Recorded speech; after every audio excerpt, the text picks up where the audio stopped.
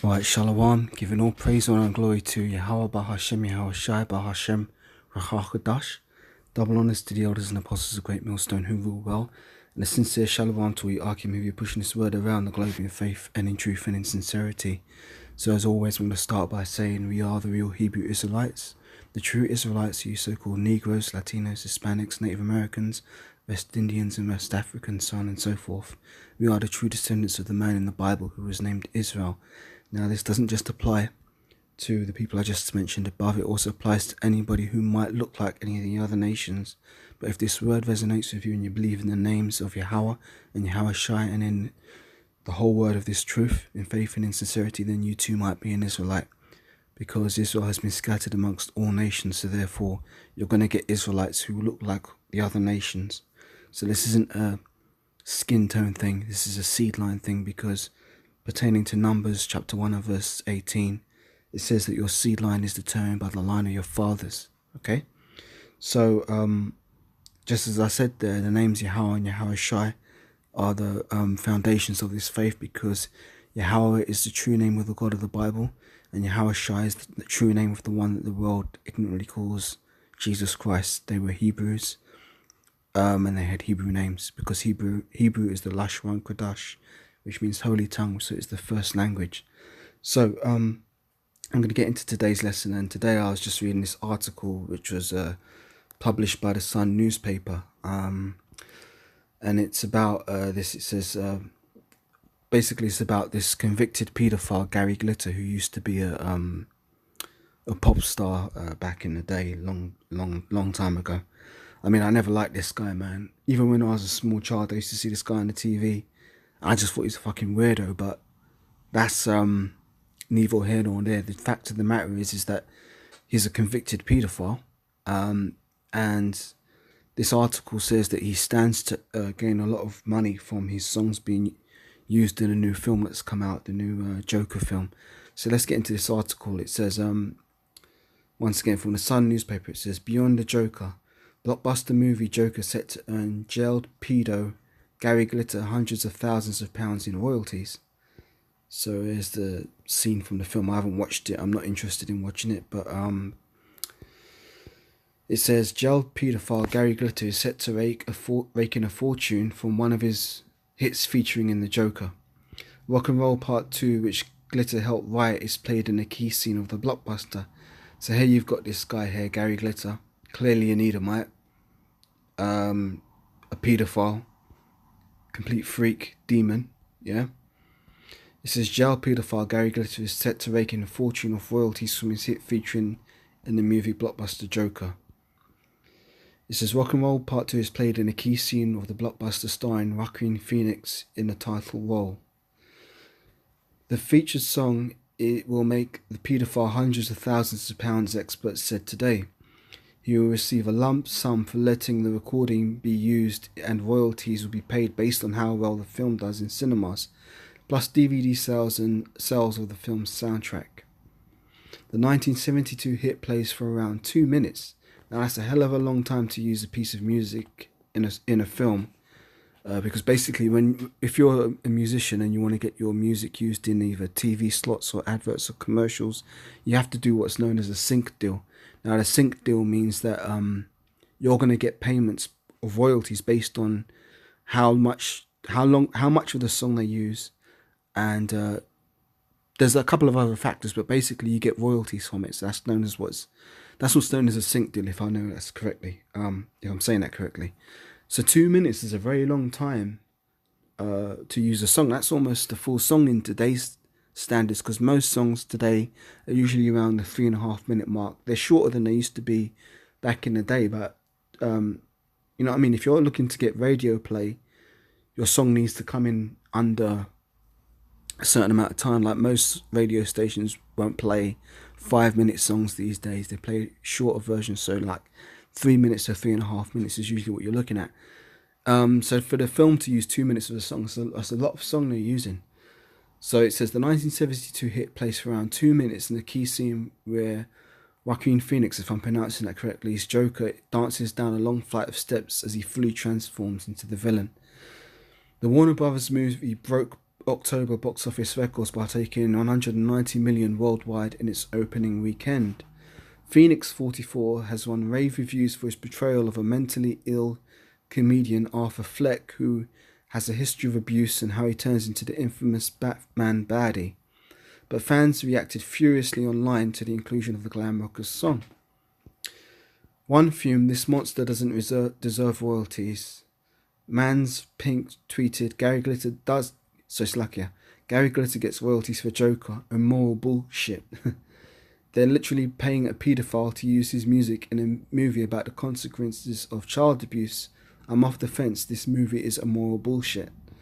Miss Omen said, I still haven't recovered from the shock of hearing Gary Glitter. And Justin Sane added, the acting and the cinematography is incredible. My only complaint is them using Gary Glitter's Rock and Roll Part 2. That monster doesn't deserve any royalties. Glitter, 75, is currently serving 16 years for attempted rape, indecent assault, and having sex with a child under 13. So this isn't speculation. This isn't hearsay. This is, the guy has literally been caught and convicted of being a known paedophile, and he's in prison for it. He was first locked up in 1999 for downloading images of child abuse. This guy's a demon, man. I remember when this story came out back then, but yeah. He was first locked up in 1999 for downloading images of child abuse. Then he was jailed in Vietnam in 2006 for molesting 2 girls aged 11 and 12 before being released in 2008. Glitter, real name Paul Gadd, was jailed for the 3rd time in 2015 for abusing 3 young girls, and it is believed to be due for release in 2021. Last year, he was moved from Albany Jail on the Isle of Wight to a Category C jail, the Verne, on the Isle of Portland, Dorset. So it says in 2013 it emerged he had earned an estimated 1 million of royalties after a racist sampled his lyrics. The 1995 track Hello included the line "Hello, hello, it's good to be back," taken from Glitter's 1973 hit Hello, hello from I'm Back Again. He also got an estimated 200,000 for copyright infringement. So here's a picture of him in his heyday, Gary Glitter, rock and roll. Guy was a demon even back then. I'm going to try and find a video clip, if I can find it, Lord willing, which will show that this guy's been a demon all along. But the 1972 hit plays for around 2 minutes. There he is again, fucking freak. Glitter Picture, performing in the 1970s, is currently serving 16 years for attempted rape, indecent assault, and having sex with a child under 13. And they're using it in this film. Now, they're not using this song in the film by coincidence, man, because in order for a sync deal to occur, there are a lot of factors that need to be checked, or boxes that need to be ticked. For example, let's say I'm a songwriter, yeah? Let's say I wrote a song and I had a co-writer with me, and we both wrote the song. If a film company or a TV studio or whatever wanted to use the song in a sync deal, they'd have to get permission both from both of the people who are involved in the writing process. So, as I said, if I was working with one other songwriter, they'd have to contact me and contact the other co-writer, and we'd both have to say yes in order for the sync to occur. Unless we both said yes, it wouldn't go down. Now, some songs are written by multiple people, even in these days. For example, if you look at a lot of the chart songs these days, for example, chart songs by, say, Beyonce or Rihanna, if you look at some of them, they've got like sometimes, 5, 6, 7 or even 8 writers on them. Even Ed Sheeran, I mean, he's quite popular now, but songs like, what was that big one in the charts? I never liked it, but it was big. Shape of You. I mean, that had, if I'm not mistaken, Salakia. This Ed Sheeran song Galway Girl had like 9 writers. And I mean, that's insane to think that you need 9 people to sit down to make just one song. But that's how it goes down a lot of the time. So basically, if they wanted to use that song or a snippet of that song, no matter how short, in any advertising, TV show, commercial or film, they'd have to get all 9 writers to sign off and say, yes, we agree to this song being used in this film or TV show or whatever, or advert, for it to occur. If you don't have all 9 writers saying yes, if you've got 8 saying yes and 1 saying no, the deal can't go down and they can't use it as a sync. Now, I don't know how many people were involved in the writing of this particular Gary Glitter song, but in order for them to use the song, they'd have had to get permission from Gary Glitter. Yeah? Now, how are you going to get permission from a guy who's in prison? You're going to have to get in touch with him, aren't you? You're going to have to find out, okay, where's this guy at? You know, send him an email or send his agent an email or whatever. But, you know, it doesn't take that much to find out that Gary Glitter is a convicted paedophile. So this is all very hilarious to me, because just recently you had R. Kelly being dragged through the mud, and I think I can't remember if it was Spotify or something, which was trying to take his music off of Spotify, and Lady Gaga, who done a song with R. Kelly on her album Art Pop. Forgive me, I'm very into music, so I know this stuff. She done a song with R. Kelly on her album Art Pop, and she took that song off of Spotify, saying that after, you know, the allegations have come out, and I feel uncomfortable about having this song. And these are just allegations against R. Kelly, as far as I know. I mean, I haven't checked in on the case recently, but you know, again, these are allegations, and they were dragging him through the mud. Now, R. Kelly's a Jake. It's probably a 2/3 Jake, but if you notice, whenever a Jake is accused of anything, everybody already automatically assumes that they're guilty. Take, for example, a prime example is Michael Jackson, who was accused of child molestation in the early 90s. You know, these accusations came out, they weren't proven, and he went to court in the early 2000s, and it was proven to be, you know, falsehoods and lies that these people were making up, and he was found not guilty. But yet just recently that documentary came out, was it Finding Neverland or something like that, where these 2 guys who'd come out and previously said under oath that he didn't abuse them, they tried to flip the script and say, oh, we were abused by Michael Jackson. And you had all people like fucking that seller Oprah Winfrey talking about, oh, these people's voices need to be heard and all this kind of shit, when Michael Jackson's flipping dead. He can't even defend himself, and they're still dragging this guy through the mud over something that he was cleared and acquitted of not doing. Now, here you have Gary Glitter, as I said, an Edomite, who's been convicted of having sex with a girl under the age of 13, attempted rape, you know, having images of child abuse on his computer, but yet they're still using his music in this film. Now, this ain't a coincidence, man, because this Joker film goes a bit deeper than just it being a surface level thing of it being, you know, this DC Comics character. Because if I'm not mistaken, the character of the Joker is really supposed to represent the demon Asmodeus, if I'm not mistaken. Forgive Sluggy if I'm saying that incorrectly, but basically this character is really revered in the right circles, because it's all about symbolism, which is why when Heath Ledger played the Joker back in 2008, it was a big thing. And that guy, he ended up getting bugged out from taking the role. You know, he ended up getting messed up, and, you know, he died, you know, under suspicious circumstances. But, you know what I mean, there's a lot associated with this thing, because in Hollywood they deal with, you know, heavy symbolism and witchcraft and things like that. So these characters that they portray, you know, they do a lot of channeling, and they, you know, invoke demons, and they get into these characters to play these kind of roles. Now, that's a whole other lesson and a whole other topic, which I might do, Lord willing, at a later date. But I just want to focus on this Gary Glitter aspect. So, here he is here. There you can see this Edomite devil. It's like I just tapped the wrong thing. Get it back up on the screen. There he is, this Edomite devil, Gary Glitter. So they're using his song for a reason, man, because it's all witchcraft, man, and they know what they're doing, because they're invoking certain kind of spirits by using this stuff. So what else can we say? There's not much more in this article. I'm just going to try and pull up a clip on YouTube. Lord willing, I'll be able to find it. Let me get YouTube up here. Let's see if we can find it. I'm going to have to turn the screen around. Slakia. So,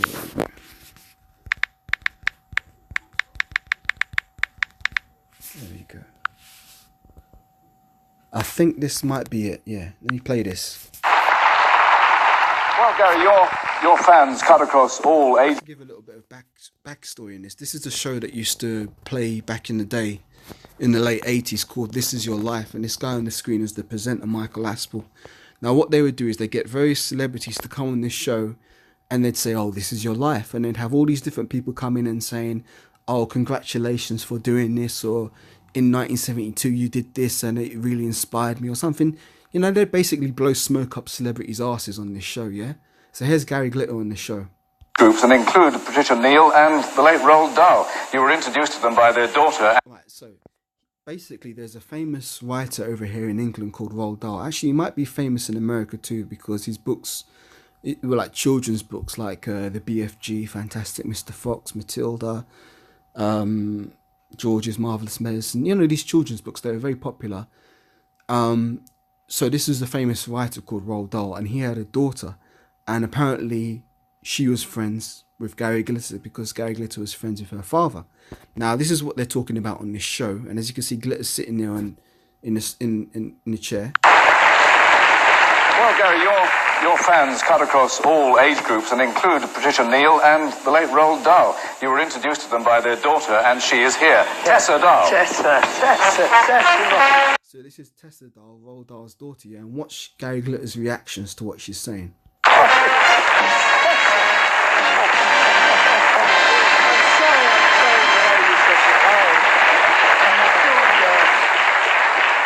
Tessa, were you impressed from the very beginning? Oh, always greatly impressed. Now that is a bit of a tell there. That is a bit of a tell there. I mean, I think there's a little bit more to there. More to this than meets the eye, because listen, you hear her in a breathless tone. Oh, terribly impressed. I wouldn't be surprised if he was doing things with her when she was young. So let me just rewind it. Them by their daughter, and she is here, Tessa Dahl. Tessa.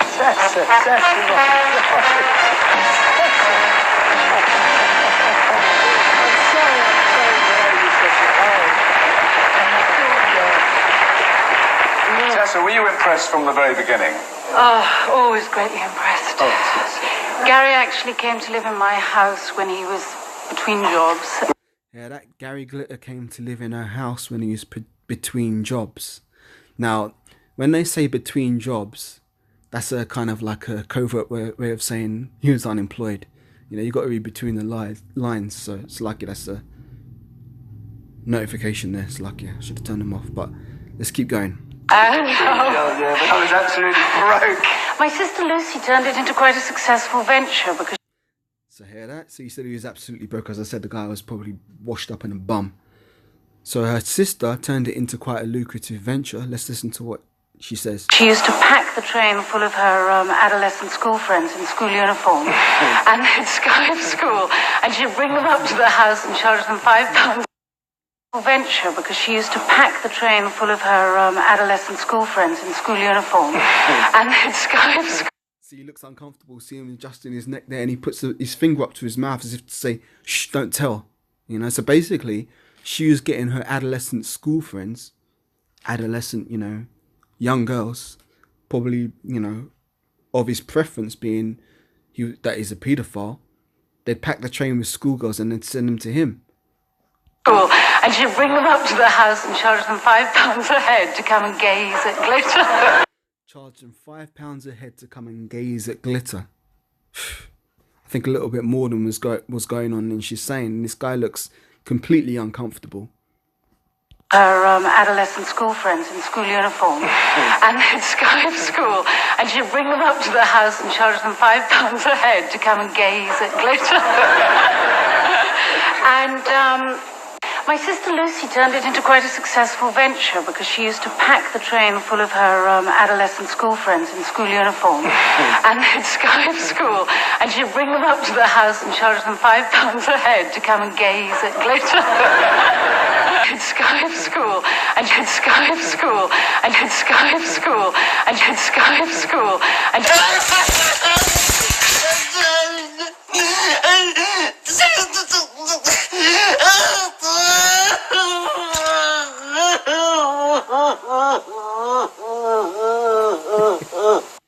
See, that's how people feel after they find out the truth about this guy. So, Let me just read some of the comments. It's like I'm turning the screen around again. I hope it doesn't mess up the video. Here's a comment. It says, I was growing up as a kid in the 1970s and had Gary Glitter pictures up on my walls. Whilst not knowing Gary Glitter probably had pictures of me on his. Imagine what his sister thought when she learned the truth later on. Generally chilling and stomach churning. Well, that's that, man. So that's something different. I don't want to play that. I've brought out enough on this, so let me get the scriptures. I'm gonna get the scriptures up here. So I want to bring out Isaiah 26. Oh, I'm right here. Funnily enough, that's the spirit, man. Isaiah chapter 26 and 10. It says, let favor be shewed unto the wicked, yet will he not learn righteousness. In the land of uprightness, he will deal unjustly, and will not behold the majesty of the Lord, majesty of Yahweh. So that's basically, because this guy was convicted, and what's he done? He goes into prison, he comes out and he's doing the same shit. Then he goes back into jail again. I mean, he ran over to, Vietnam to molest girls out there. And nobody, where's the outcry about this? Here's this guy set to make millions of his song being used in a sync deal for this Joker film. And there's not really a big public outcry, but yet they wanted to ban R. Kelly's music, and they're trying to drag Michael Jackson's name through the mud when these people were just accused of doing these things and they were not convicted. But yeah, here's a convicted paedophile.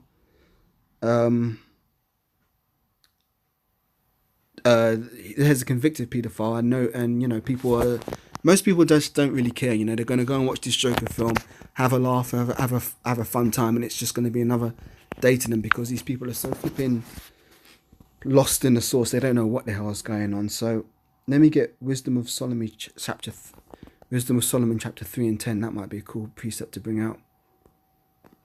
Wisdom 3 and 10. Alright, so this says, but the ungodly shall be punished according to their own imaginations, which have neglected the righteousness and forsaken the Lord. For whoso despiseth wisdom and nurture it, he is miserable, and their hope is vain. Their labours are unfruitful, and their works unprofitable. Their wives are foolish, and their children are wicked. Their offspring is cursed. Wherefore blessed is the barren and undefiled, which have not known a sinful bed. That's not what I want to bring out. But basically, I want to bring out Wisdom of Solomon 3 and 10. But the ungodly, which is the wicked, which is you Edomites, shall be punished according to their own imaginations, which have neglected the righteousness and forsaken the Lord. Now I want to bring out another thing here.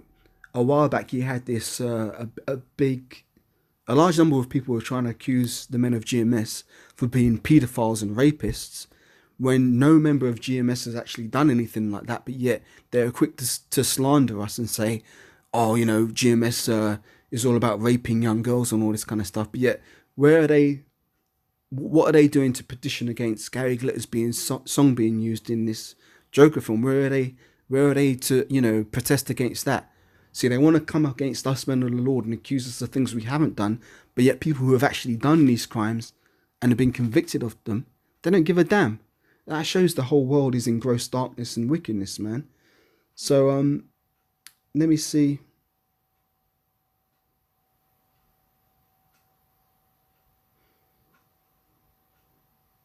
I'm going to bring out one more scripture before I close this out. I'm going to bring out Matthew 23 and 23. Lord willing, is edifying. Matthew 23 and 23. This says, speaking on the subject I just said about the people who are trying to come against the men of GMS. This is Matthew 23 and 23. It says, woe unto you, scribes and Pharisees, hypocrites, for ye pay tithes of the mint and anansi and cumin, and have omitted the weightier matters of the law, judgment, mercy, and faith. These ought ye have done, and not leave the other undone. Ye blind guides which strain at a gnat and swallow a camel. Woe unto you, scribes and Pharisees and hypocrites, for ye make clean the outside of the cup and of the platter, but within you are full of extortion and excess. Now, the point I wanted to make is in verse 24, actually in verse 24, where it says, you have omitted the weightier matters of the law, judgment, mercy, and faith. These you ought to have done, and not to leave the other undone. Ye blind guides which strain at a gnat and swallow a camel. So basically, all you people who are trying to come against the men of GMS and talk shit against us and say, oh, that we're rapists and all this kind of things, you're nothing but slanderers and hypocrites. And you're going to strain at a gnat and swallow a camel, which is like you'd swallow down this Joker film and not see anything wrong with it, but yet you strain at the gnat when you're trying to criticize and talk shit against the men of the Lord, the prophets. So, you know, I don't need to say no more on this. I've made this lesson long enough. So with that, I want to give all praise and glory as always to Yahweh, Bahashem, Yahweh Shai, Bahashem, Rakakadash, double honors to the elders and apostles of Great Millstone who rule well, and a sincere shalom to you Akim who be pushing this word around the globe in faith and in truth and in sincerity. And until the next time I'm able to do a lesson, Lord willing, I say shalom.